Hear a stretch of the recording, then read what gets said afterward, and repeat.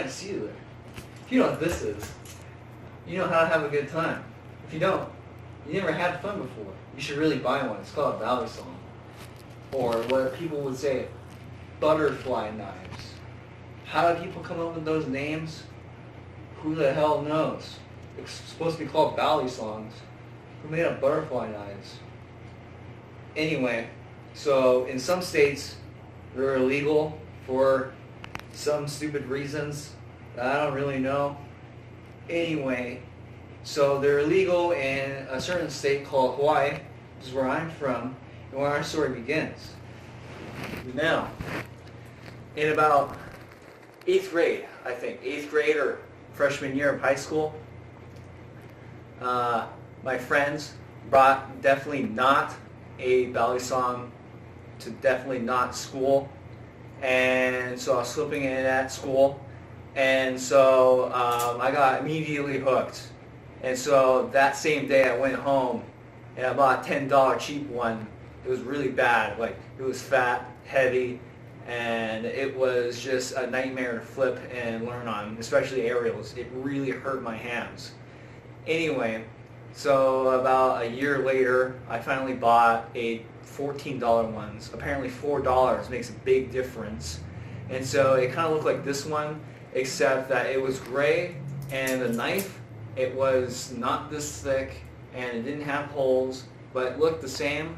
It looked like a butter knife, but it was really, really dull. Like, you had to heat up the butter first and then cut into it. That's how bad it was. Anyway, so for about a couple years I was flipping it, and then came junior year of high school where it started to fall apart and it was just no good anymore. It was not fun to flip it, and then the screws came loose and it fell apart. So I texted my friend, I was like, hey, you know how to fix Balisongs? This is the same friend that, introduced me to it. He's like, yeah, sure, I'll bring my tool set. So, the next day I brought it definitely not to school. So then at school, with my friends, we were trying to fix it, but to no avail. It was just, we didn't have the right tools. So I tossed it back into my bag and I completely forgot about it for all of eternity. About a month later, I had to go and see my relatives for like Christmas or something. And so on trips like these, I like to bring my bag, my school bag, and you can probably see where this is going. Now at the airport, going through TSA, they saw it, my Balisong.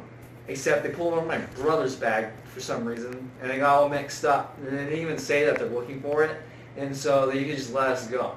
So I went on our trip, it was all fine and everything, but then, coming back, I actually got caught walking right through the x-ray machine, looked up at the screen that was showing everyone's stuff going through, and I was like, oh no.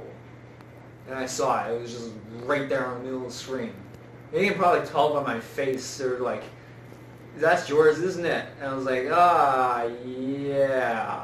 Okay, come with us. And so we had to go over, took it out, went over to the security counter, and I was like, oh yeah, so, yeah, this is illegal. And I was like, yeah, just confiscate it. He's like, oh no, we gotta follow proper procedure, protocol. I was like, what is that supposed to mean?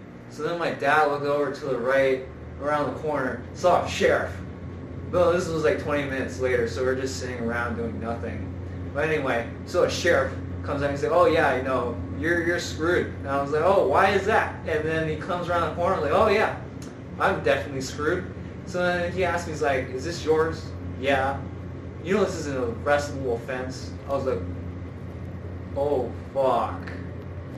And his face told it all. He was all like, you would really say that in front of me when you could get arrested? Watch your mouth. And I was just like, oh, whatever. I didn't really know at the time. It was kind of just reflexes, I guess. Anyway, so went through the whole procedure, citation, court date, and he said, have a nice trip or flight, and I definitely did. Yeah, my mom wanting to kill me on the way home.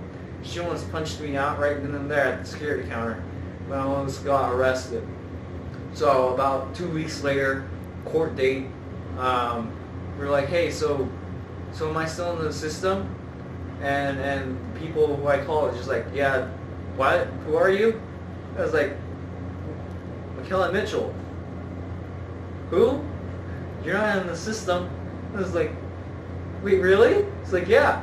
So I don't have to show up to court? I'm not going to get arrested if I don't show up? No. I was like, really? I was like, yes.